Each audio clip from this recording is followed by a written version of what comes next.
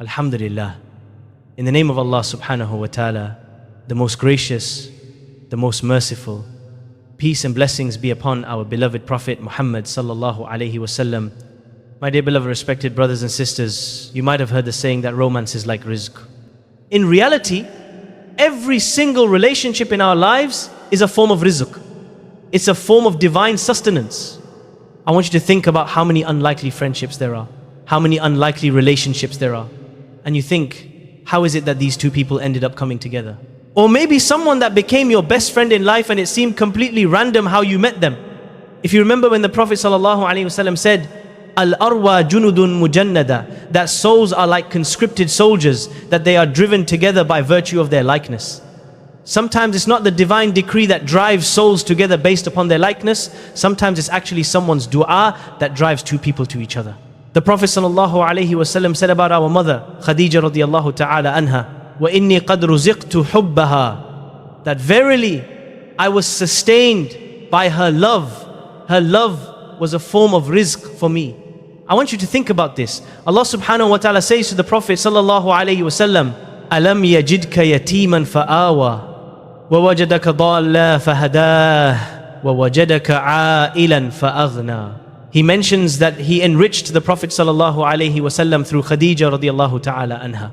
And this isn't just talking about the position of the Prophet sallallahu alaihi wasallam after marrying someone like Khadija radiallahu anha. I want you to think about what Allah inspired in Khadija radiallahu ta'ala anha before the Prophet sallallahu alaihi wasallam even received revelation, where she saw something in him before other people would see in the Prophet sallallahu alaihi wasallam what they would see in him.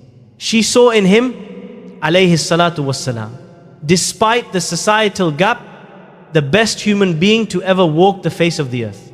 That's something that's divine, and that's something that Allah subhanahu wa ta'ala truly descends as rizq. And again, it's not just marriage. Subhanallah. There's a very beautiful narration from Alqama rahimahullah. He says that qadimtu Shama fasallaytu rak'atayn, that one day I went to Syria and I entered into the masjid and I prayed 2 rak'ahs. Thumma qult. And then I said, so listen to the dua. Allahumma rzuqni jaleesan saliha. Oh Allah, grant me a righteous companion. So this is actually a dua. Allahumma rzuqni jaleesan saliha. Oh Allah, grant me a righteous companion. So he said, فَأَتَيْتُ قَوْمًا فَجَلَسْتُ إِلَيْهِمْ. So I came to a group of people in the masjid and I sat with them. And he said, فَإِذَا شَيْخٌ قَدْ جَاءَ حَتَّى جَلَسَ إِلَى جَنْبِي. Suddenly an old man came and he sat right next to me. So I said, مَنْ هَذَا? Who is this? They said, that's Abu ad-Darda radiallahu ta'ala anhu, who's literally one of the greatest scholars of the Sahaba of the Prophet sallallahu alayhi wasallam, who was the teacher of Al-Sham. And it was on the basis of that dua that we have the famous story of the baker in the time of Imam Ahmad rahimahullah, who made dua to one day see Imam Ahmad. Imam Ahmad rahimahullah gets kicked out of a masjid and dragged by his feet until he enters into the bakery in front of that man on the basis of that man's dua. Sometimes it's a dua that drives someone to you or drives you to someone. Because realize it's not just your heart that has to click, it's someone else's heart that has to click.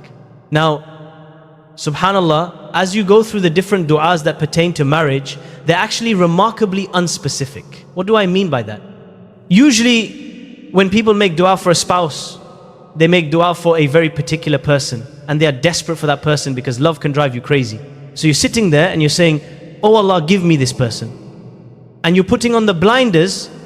So like the opposite of istikhara, where you're trying to make the best decision, you're putting on the blinders to all the potential pitfalls.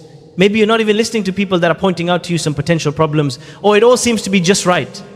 But the point is that you're so desperate for that person.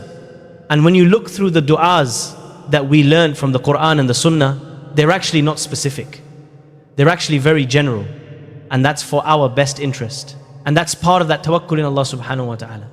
And so, of the greatest du'as for marriage is the one that we actually learned from Musa alayhi salam, where Musa alayhi salam is in Madian. Musa alayhi salam has just escaped Egypt after a horrible mistake that he committed. He is completely alone, abandoned, a fugitive, and has no idea what his next step in life is. He does the small good deed, and then he rests under a tree, and he makes this famous dua to Allah subhanahu wa ta'ala, قال Rabbi, inni lima anzalta ilayya min khairin faqir. He said, "O my Lord, indeed I am, for any good that you bestow upon me, very needy. Ya Allah, I need you." And he doesn't say what he needs from Allah subhanahu wa ta'ala, because the list is actually pretty long there. Safety, food. The last thing he's probably thinking about is a spouse. But that's actually the point. He just says, "Ya Allah, I need any good that you're going to bestow upon me, and I am in a state of faqr. I am in a state of complete vulnerability to you." And before we move to the next reminder, I ask you kindly, if this touched your heart even a little, take a moment to like this video, subscribe to this channel, and write a comment below. Tell me where in the world you are listening from. The scholars say, first and foremost, Musa alayhi salam employs what is known as wasful hal, how you describe your state. And he says, "I am always in need of you. So I am faqir. Whether I am in the palace of Fir'aun or whether I am lost under a tree in Midian, I am always in need of you, O Allah." And the scholars mention here, as Iman as-Sa'di rahimahullah says, وَالسُّؤَالُ بِالْحَالِ أَبْلَغُ مِنَ السُّؤَالِ بِلِسَانِ الْمَقَالِ. Sometimes to ask Allah subhanahu wa ta'ala by presenting your difficult situation is even better than asking Allah subhanahu wa ta'ala directly with speech. It's just, "Ya Allah, here I am." Now, last time we spoke about how you shouldn't say, "I'm unworthy." There's a difference between saying, "I'm unworthy," or "I'm from the wretched and I have absolutely no right to ask you, O Allah," and saying, "Ya Allah, I'm in need of you. Ya Allah, I'm always in need of you," and presenting your brokenness to Allah subhanahu wa ta'ala. So long as you're not suggesting, when you present that brokenness to Allah subhanahu wa ta'ala, that you're irredeemable. So Musa alayhi salam simply says, "O Allah, I am, for any good that you are going to descend upon me, constantly needy," whatever it is. And I could list out what those are, O Allah, but I'm just leaving that to you. And at that point, Allah subhanahu wa ta'ala inspires his future father-in-law. And this is what Imam Ibn Ashur rahimahullah says, "Alhama Shu'ayban an yursila wara'a," that Allah subhanahu wa ta'ala inspired Shu'ayb to send his daughter to him. And that's why the ayah says, فَجَاءَتْهُ إِحْدَاهُمَا, that one of the two women came to him. The letter fa here indicates that it was a result of his dua. So if you could see the dua in working, Musa alayhi salam calling out to Allah subhanahu wa ta'ala with a general dua, that "I am needy, and whatever it is that you're going to send me, I'm going to be pleased with. I need it from you, O Allah." And then suddenly the inspiration coming to the family of Shu'ayb, and then this woman being sent towards Musa alayhi salam, and then finally Musa alayhi salam finding out of that miserable situation a beautiful marriage. This is all part of the decree of Allah subhanahu wa ta'ala. And so truly here, of the best du'as to ask Allah subhanahu wa ta'ala for a spouse is then this du'a, Rabbi, inni lima anzalta ilayya min khairin faqir. My Lord, indeed I am, for any good that you bestow on me, very needy. And by the way, there's also a sign here that you don't actually have to know what khair, what good you're asking from Allah subhanahu wa ta'ala. You just have to know that you are delegating it to Allah subhanahu wa ta'ala. You don't even have to know what the way out is. You just have to know that Allah subhanahu wa ta'ala is capable of giving you a way out, and then trust Him to do so. And so sometimes we don't even know what we're specifically asking for, but we trust Allah subhanahu wa ta'ala with that ask. And so you have Khadija being driven to the Prophet sallallahu alaihi wasallam. You have Abu al-Darda radiallahu ta'ala anhu being driven to Al-Qama. You have Shu'ayb and his family being driven to Musa alayhi salam. These du'as that are being made for a good spouse, for a good companion. What about the dua of someone who is divorced or widowed? This is where we look to Umme Salama radiallahu ta'ala anha, who when her husband Abu Salama radiallahu anhu passed away, and he was one of the best companions of the Prophet sallallahu alaihi wasallam, truly a remarkable man, an amazing human being. And Umme Salama radiallahu anha thought to herself, how could I possibly have something or someone better than him? And the Prophet sallallahu alaihi wasallam teaches her the dua, Allahumma ajurni fi musibati wa akhlif li khairan minha. Oh Allah, compensate me in regards to my tragedy and give me something better than that which was taken away. Now when Umme Salama radiallahu anha is making this dua, she doesn't realize what the khair could be, what it could possibly be that Allah subhanahu wa ta'ala would give her in place of Abu Salama. Is it Jannah? That would be khair. But in her situation, she said, Allah subhanahu wa ta'ala gave me the Prophet sallallahu alaihi wasallam. She never even thought that that was a possibility. And he was the one man, alayhi salatu wassalam, that she could say, without a doubt, was actually better than Abu Salama. Because if you asked her about any other companion of the Prophet sallallahu alaihi wasallam, she wouldn't be able to tell you who was better than Abu Salama radiallahu ta'ala anhu. Now, someone might be saying, well look, my previous husband wasn't exactly Abu Salama. I got divorced and I had a nasty divorce.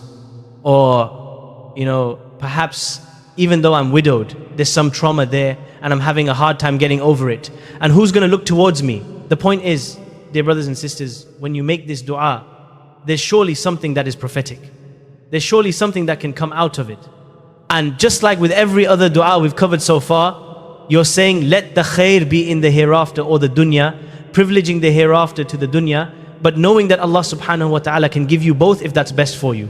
So this is the dua for the single person in regards to Musa alayhi salam. The dua for one who is divorced or widowed in the case of Umme Salama radiallahu ta'ala anha. And then finally, the dua that is comprehensive in this regard.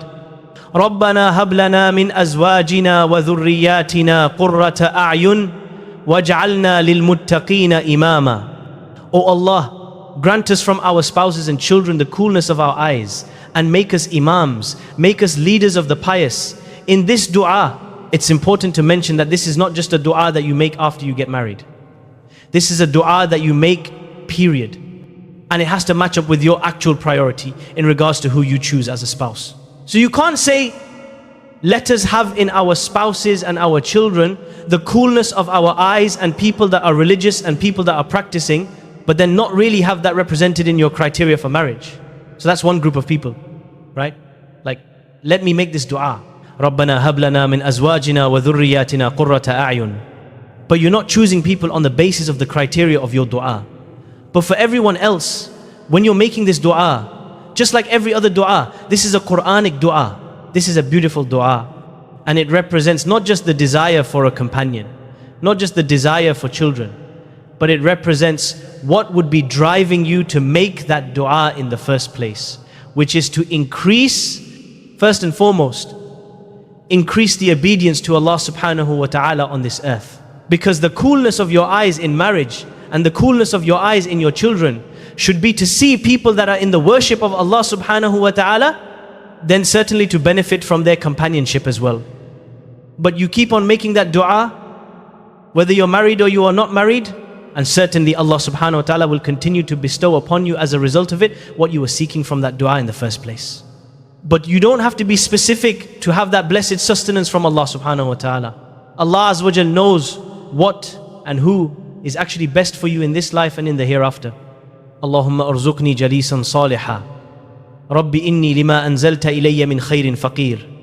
Allahumma ajurni fi musibati wa akhlif li khairan minha. ربنا هب لنا من أزواجنا وذرياتنا قرة أعين واجعلنا للمتقين إماما.